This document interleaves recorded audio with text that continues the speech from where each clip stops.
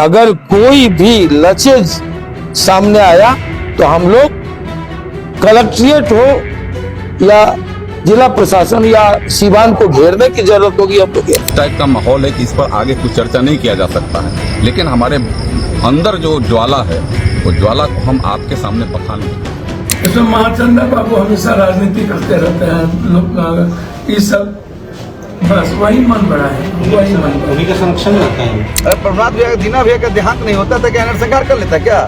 इतना हैसियत नहीं है किसी को। और हमारा समाज हमारे लिए सबसे पहले है, हमारा समाज अपने हिसाब से अपना काम करेगा, इतना विश्वास है। ये तो चूंकि बहुत बात पब्लिक के बीच में नहीं कहा जा सकता। हम बोलते हैं कि यारो यह दुनिया है बेदर्दों का, यहाँ हर रात छुपाना पड़ता है। आज सीने में कितना हो दर्द हो लेकिन महफिल में मुस्कुराना पड़ता है। मुझसे स्वार्थी नेता इन दोनों जातियों के बीच तनाव कायम करने के लिए अनाप शराब बयान दे रहे हैं। इसलिए मैं इस क्षेत्र के राज्य गुजार भाइयों से कहना चाहता हूँ कि ऐसे लोगों से आप सावधान रहिए जो समाज को तोड़ना जानता है। बेईमानों से बच करिए ताकि आपकी एकता को तोड़ना चाहता है। मैं विश्वास दिलाता हूँ इस कंस्टिट्यूएंसी के बुझार को कि आप थोड़ा भी चिंता मत करिए, आपके साथ मैं हूँ। आपका अगर खून पसीना बहेगा तो मेरा खून बहेगा। यहाँ नेताओं का चाल नहीं चलने दूंगा। गुंजार राजपूत का संबंध कायम रहेगा। कोई कितना हो बुरी पटके लेकिन संबंध टूटने वाला नहीं है। जय हिंद जय भारत। नमस्कार, द देसी अड्डा पर आपका स्वागत है। मैं हूँ राकेश तिवारी। देखिए, मलमलिया ट्रिपल मर्डर कांड की शोर पूरे बिहार में सुनाई दे रही है। इस मामले में अब तक क्या हुआ है, इस मामले का ताजा अपडेट क्या है, इस मामले पर कौन नेता क्या बोल रहा है, सब कुछ एक वीडियो में आपको दिखाने वाला हूं, आपको बताने वाला हूं। इसलिए आप वीडियो के अंत तक बने रहिए। और यदि अब तक हमारे चैनल को सब्सक्राइब नहीं किए हैं तो ज़रूर सब्सक्राइब कर लीजिए। फेसबुक पर यदि देख रहे हैं तो हमें फॉलो कर लीजिए।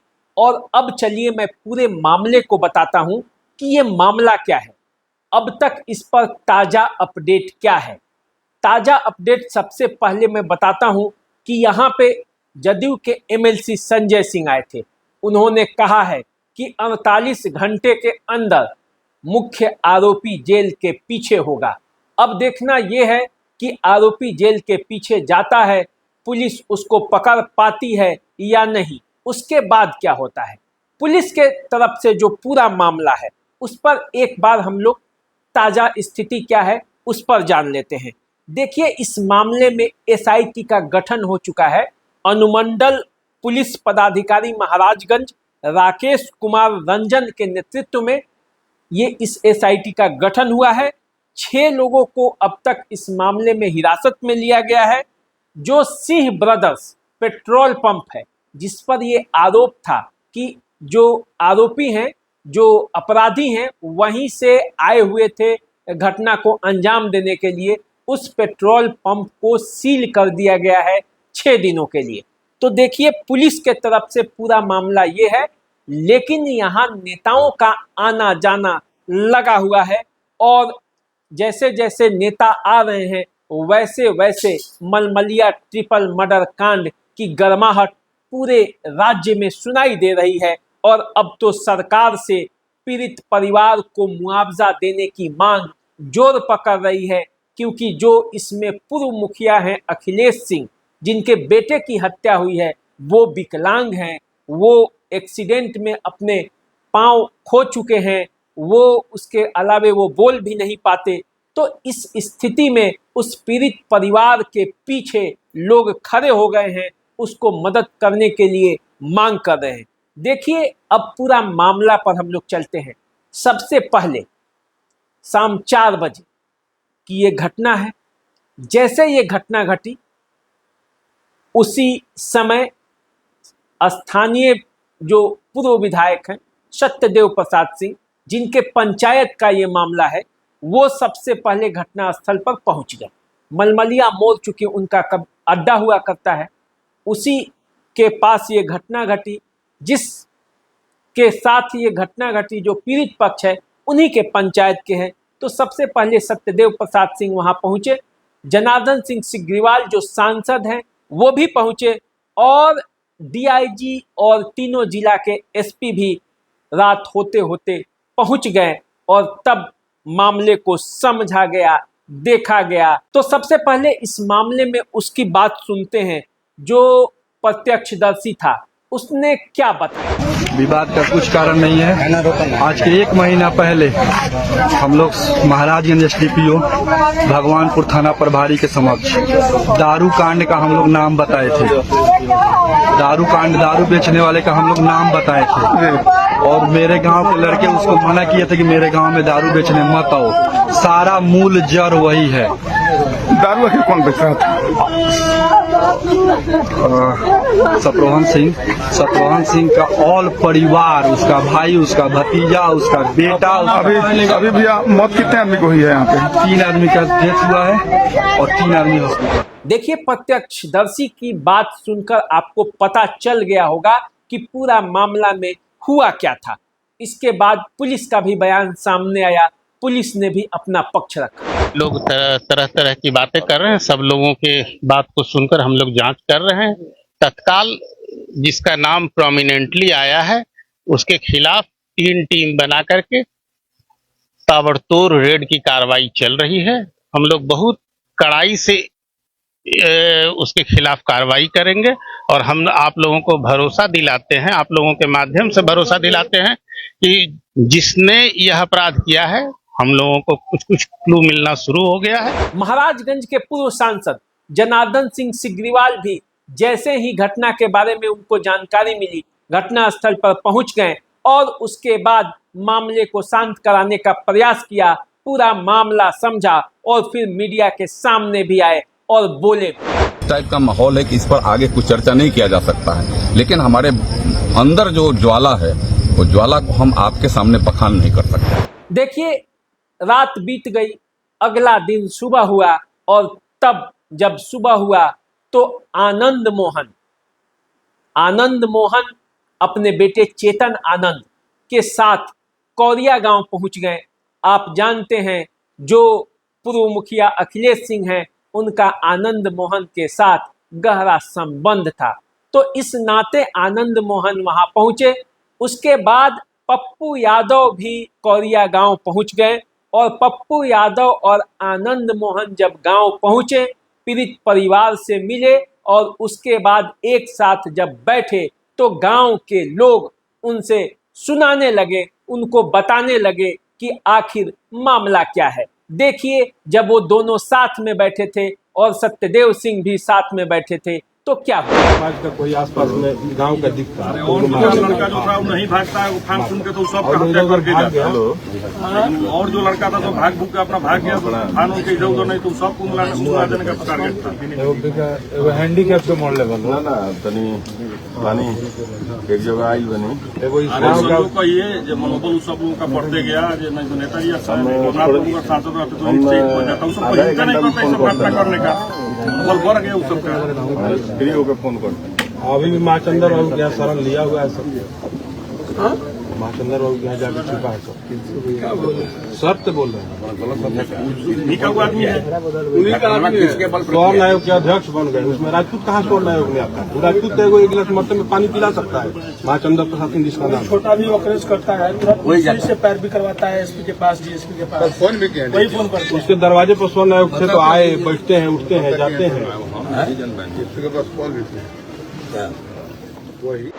पप्पू यादव और आनंद मोहन के आने के बाद पूरे माहौल जो है आसपास के गांव का वो गर्मा गया। जांच आप एक तो SIT कर दीजिए ना भाई प्लीज जी। कैसे होगा, किसी इंस्पेक्टर को लगा दीजिए। इसमें महाचंदर बाबू हमेशा राजनीति करते रहते हैं, लोग ये सब बस वही मन बड़ा है, वही मन बड़ा उन्हीं के संरक्षण में रहता है, उन लोगों के संरक्षण में है भाई। डायरेक्ट बात है, ये छोटी घटना थोड़ी है, ये इतना बड़ा एकलौता बेटा साथ। यदि वहां पर कोई भी बाबू साहब रहता तो ये लोग नहीं मार देता, कोई भी। वो तो जो था भाग के बचाया, चिन चिन के मारा कि कौन है बाबू साहब, कौन है रे, मुखिया जी का लड़का था उसको मार दिया, और था उसको मार दिया। अब इस तरीके से जाति पूछ करके बाप रे, जातीय रंग देने का प्रयास होने लगा और तब सत्यदेव प्रसाद सिंह सामने आए और सबसे पहले आकर उन्होंने इस जाति का जो खेल था उसे तोड़ने का प्रयास किया। सबसे पहला बयान सत्यदेव प्रसाद सिंह का ही सामने आया और वे जाति जाति खेलने वालों के खिलाफ जमकर बोले। मेरे गांव के राजपूत समुदाय, पंचायत के राजपूत समुदाय और बुझार लोगों में भाईचारा की संबंध रहा है। भात पात न जाने कितने 100 बरस पूर्व से चलता रहा है। यह स्थिति हमारे पूरे कॉन्स्टिट्यूएंसी जो पूर्व में था बसंतपुर 27, जिसमें 3 प्रखंड थे, बसंतपुर, भगवानपुर, लकड़ी, जहाँ जहाँ भुंझार हैं, राजपूत हैं, उन लोगों का भात पात चलता है। मैं 1985 में चुनाव लड़ा तो सबसे ज़्यादा वोट हमको भुंझार लोगों ने दिया। फिर लेकिन मैं सफलता नहीं मिली। जब 90 में लड़ा तब भुंझारों का 100% वोट मुझको प्राप्त हुआ था, ये सफलता नहीं मिली। 95 में ये स्थिति हुआ। 2000 में 100% भुंझार मेरे साथ थे और चुनाव हुआ, मैं चुनाव जीत गया। मेरे साथ भुंझारों का संबंध है, अटूट रहा है और केवल मेरे ही साथ अटूट नहीं रहा है। विगत 2000 के चुनाव में जो नया परिसीमन के तहत गोरियाकोठी विधानसभा बना, जिसमें लकड़ी, बसंतपुर और गोरियाकोठी बना, उसमें बीजेपी के उम्मीदवार जाति के भुंझार थे देवकांत सिंह जी, उनको राजपूतों ने 90-95% वोट दिया। यही स्थिति रही धूमल सिंह के साथ। धूमल सिंह के दो बार चुनाव राजपूतों ने जिताया, इस बार वो चुनाव हार गए। लेकिन राजपूतों का संबंध पूरे कंस्टिट्यूएंसी में, सदन कमिश्नरी में राजपूत और भुंझार के संबंध में कुछ दरार नहीं रही है। कुछ स्वार्थी नेता इन दोनों जातियों के बीच तनाव कायम करने के लिए अनाप शनाप बयान दे रहे हैं। इसलिए मैं इस क्षेत्र के राजपूत भुंझार भाइयों से कहना चाहता हूं कि ऐसे लोगों से आप सावधान रहिए जो समाज को तोड़ना जानता है। बेईमानों से बच कर रहिए ताकि आपकी एकता को तोड़ना चाहता है। मैं विश्वास दिलाता हूं इस कंस्टिट्यूएंसी के भुंझार को कि आप थोड़ा भी चिंता मत करिए, आपके साथ मैं हूं। आपका अगर खून पसीना बहेगा, वहाँ मेरा खून बहेगा। यहाँ नेताओं का चाल नहीं चलने दूंगा। भुंझार राजपूत का संबंध कायम रहेगा। कोई कितना हो गुर पटके, बुरी पटके, लेकिन संबंध टूटने वाला नहीं है। जय हिंद, जय भारत। इस मामले में आनंद मोहन की भी बातें सामने आई। आनंद मोहन जब आए तो जमकर बोले और उन्होंने पीड़ित परिवार के साथ खड़े रहने का भरोसा भी दिलाया। हम लोग ऐसे ही नहीं आए। हमने कहा हम पीड़ित परिवार के साथ मजबूती से खड़े हैं और इतना ही नहीं, जरूरत पड़ी अगर कोई भी लक्ष्य सामने आया तो हम लोग कलेक्ट्रेट हो या जिला प्रशासन या सीवान को घेरने की जरूरत होगी हम लोग। देखिए, पूरे स्थिति को समझने के लिए और गांव वालों को, पीड़ितों को ढाढ़स देने के लिए जितेंद्र स्वामी भी पहुंचे और जब जितेंद्र स्वामी वहां पहुंचे तो क्या बोले। हम अभी तक सरकार का कोई प्रतिनिधि नहीं आया जिसके बीच यह घटना घटी है। नीतीश कुमार जी राज्य के मुखिया है और बीजेपी उनके साथ गठबंधन में है। क्या उसमें से कोई आया? क्या क्राइम करने वाले और अपराध करने वाले को, रुपया बिटोरने वाले को क्या मतलब है? उसको किसी जात से, उसको अपने काम से मतलब है, वो अपने धन से मतलब है। तो एक तो चूंकि बहुत बात पब्लिक के बीच में नहीं कहा जा सकता। हम बोलते हैं कि यारो यह दुनिया है बेदर्दों का, यहाँ हर रात छुपाना पड़ता है। आज सीने में कितना हो दर्द हो, लेकिन महफिल में मुस्कुराना पड़ता है। बहुत बात आप सबों के बीच या सब लोगों के बीच नहीं कहा जा सकता है। अगर कुछ मदद लेना है, कुछ काम करना है तो हम लोगों से, यहाँ के लोग जो हैं कि कहीं ना कहीं आएंगे, लोग भाषण देंगे और चले जाएंगे। हम लोग काम करते हैं, क्योंकि ज़मीन पर हैं तो लोग बात करेंगे तो हम लोग कोई ना कोई रास्ता निकालेंगे, कोई ना कोई उसका उपाय निकालेंगे। कथा कहने के लिए तो यहाँ रोज लोग आएंगे। देखिए, जितेंद्र स्वामी के बाद यहाँ जनता दल यूनाइटेड के एमएलसी संजय सिंह और प्रभुनाथ सिंह के बेटे रणधीर सिंह भी पहुंचे। आप सभी जानते हैं कि घटना के समय ही प्रभुनाथ सिंह के भाई और रणधीर सिंह के चाचा दीनानाथ सिंह का निधन हो गया था। जिस समय ये घटना इधर घटी, दीनानाथ सिंह का जो पार्थिव शरीर है वो हजारीबाग से मसरख लाया जा रहा था और उसी में पूरा परिवार जुटा हुआ था। पूरा परिवार शोक में डूबा हुआ था। इधर कौरिया गांव में 3 लोगों का शव जलाया जा रहा था और उधर प्रभुनाथ सिंह के भाई दीनानाथ सिंह का शव डोरीगंज में जल रहा था। पूरा परिवार शोक में डूबा हुआ था, इसलिए उस समय घटना के दिन या उसके 1-2 दिन तक लोग आ नहीं पाए। लेकिन जैसे ही थोड़ा सा समय मिला, रणधीर सिंह समय निकालकर यहाँ पहुँचे और जनता दल यूनाइटेड के जो एमएलसी हैं संजय सिंह उनके साथ थे। जब दोनों यहाँ आए तो जमकर बोले और एक एक बात बोले, पीड़ित परिवार को संतावना भी दिया। देखिए दोनों ने क्या क्या कहा। तो हम लोग युवाओं का आदरणीय पूर्व सांसद प्रभुनाथ सिंह जी के भाई का देहांत हो गया। कुछ सब लोग वही थे, ये तो परिणाम थोड़े होता। ईंट का जवाब पत्थर से भी दिया जाता है। हम लोग कमजोर आदमी नहीं है, प्रशासन अपना काम कर रहा है। हम लोग न किसी को फंसाते हैं न बचाते हैं, प्रशासन अपना काम कर रहा है। हम लोग को जो करना वो करेंगे। 2 घर में बेटी का शादी था, इस तरह शराब कारोबारी था ये लोग। हमारे साथ रणधीर है, पूर्व विधायक, छोटे भाई छपरा से गुरुनाथ भैया का बेटा। ये लोग तो ये भी डेथ करके हजारीबाग में था बेचारा, उसी दिन प्री प्लान करके सर हत्या किया है। निश्चित तौर पर प्रशासन काम कर रहा और हम लोग को भी जवाब देने आता है। मुख्य आरोपी भी पकड़ा जाएगा, मैं दावे के साथ कहता हूँ। पाताल में भी रहे उसको खोल लिया जाएगा, चिंता मत कीजिए। सारे गांव के सभी हमारे ग्रामीण भाई यहाँ खड़े हैं। 48 घंटा के अंदर लोग जिसको खोज रहा है लोग उस सलाखों के पीछे होगा, ये मैं दावे के साथ कर रहा हूँ। नरसंहार है, अगर प्रभुनाथ भैया दीना भैया का देहांत नहीं होता तो क्या नरसंहार कर लेता? क्या इतना हैसियत नहीं है किसी को?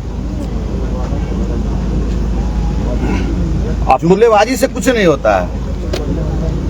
हम लोग काम करने वाला व्यक्ति, गांव था, वहाँ के इस तरह निर्मम हत्या कर देना ये जघन्य अपराध हुआ। इसलिए हम लोग माननीय मुख्यमंत्री से भी जाके मिलेंगे, इसकी घटना की पूरा जानकारी देंगे। निश्चित तौर पर जो एक क्रिमिनल है, उसको क्रिमिनल नहीं बोलिए, चोर चुहार बोलिए उसको। क्रिमिनल आदमी के साथ निर्मम हत्या नहीं करता है। रात में आपको दावे के साथ कहता हूँ, प्रशासन अपना काम कर रहा है, निश्चित तौर उसके गिरफ्तार करेंगे। बेटी के शादी हम लोग हैं, हम लोग जिंदा कम वाले आदमी हैं, चिंता मत कीजिए। बेटी की शादी हमारी बेटी है, इसलिए बेटी की शादी के लिए चिंता मत करिए आप लोग। उसका बेटी की शादी धूमधाम से मनेगा। वर्चस्व की लड़ाई नहीं है, चोर चुहार लोग हैं जो मारे हैं, पीठ पीछे से छुरा मारे हैं। वर्चस्व वहां होता है जो ताकतवर होता है, वहां लड़ाई लड़ा जाता है। ये ताकतवर थोड़े है, तो चूहे है। मामला को आप लोग उल्टा दिशा में लेके जा रहे हैं। वर्चस्व का लड़ाई आप जो कह रहे हैं, सबसे पहला ये गलत चीज़ है। वर्चस्व का लड़ाई होता है बराबर के लोगों से। आप इनका घर जाके देखिए, जिनको सुबह खाएंगे तो शाम में व्यवस्था कहाँ से होगा, इसका ठीक नहीं है। क्या वो लड़का वर्चस्व का लड़ाई लड़ेगा 18 साल 15 साल की उम्र में? आप लोग मामला को घुमाइए नहीं। जो ये घटना किया है, प्रशासन अपना काम कर रहा है, सरकार अपना काम करेगा और हमारा समाज हमारे लिए सबसे पहले है। हमारा समाज अपने हिसाब से अपना काम करेगा, इतना विश्वास रखिए। आप यहाँ के स्थानीय हैं, थोड़ा मामला बताइए कि आखिर ये मामला हुआ क्यों? थोड़ा अंदर की बात है। गांव में नाजायज काम करता था, गांव का लोग प्रशासन को 10 दिन पहले सूचना दिया, प्रशासन उस पर कोई कार्रवाई नहीं की। प्रशासन से बचने के लिए लोग ना जाने इसके लिए नौजवान बच्चों का हत्या किया गया है और कोई मामला नहीं है। देखिए कौदिया गांव में नेताओं का जमघट लगा हुआ है। नेता यहाँ आ रहे हैं, अपनी बातें रख रहे हैं, पीड़ित परिवार के साथ खड़े हो रहे हैं और प्रशासन से ये मांग कर रहे हैं कि किसी भी कीमत पर अपराधी बचना नहीं चाहिए। देखिए मामला चाहे जो हो, लेकिन जिन 3 लोगों के परिवार के सदस्य इस दुनिया में अब नहीं हैं, जिन्होंने इस घटना में अपना सदस्य खो दिया है, उनके लिए खोने के सिवा कुछ नहीं है। उनके पास अब निराशा है, उनके पास हताशा है और अब वे इस बात को लेकर खफा हैं कि अब तक अपराधियों के खिलाफ कोई कार्रवाई हो क्यों नहीं रही है, बड़ी कार्रवाई क्यों अभी तक नहीं हो रही है। इसी मांग को लेकर कौदिया गांव के लोगों में गुस्सा है। अब देखना यह है कि प्रशासन कब तक इस मामले को निष्पादित करती है, कब तक अपराधी जो हैं वो जेल के सलाखों के पीछे जाते हैं। चलिए आप हमारे साथ बने रहिए, चैनल को सब्सक्राइब कर लीजिए जरूर, फेसबुक इंस्टाग्राम पे हमें फॉलो कीजिए। अभी दीजिए इजाजत, नमस्कार।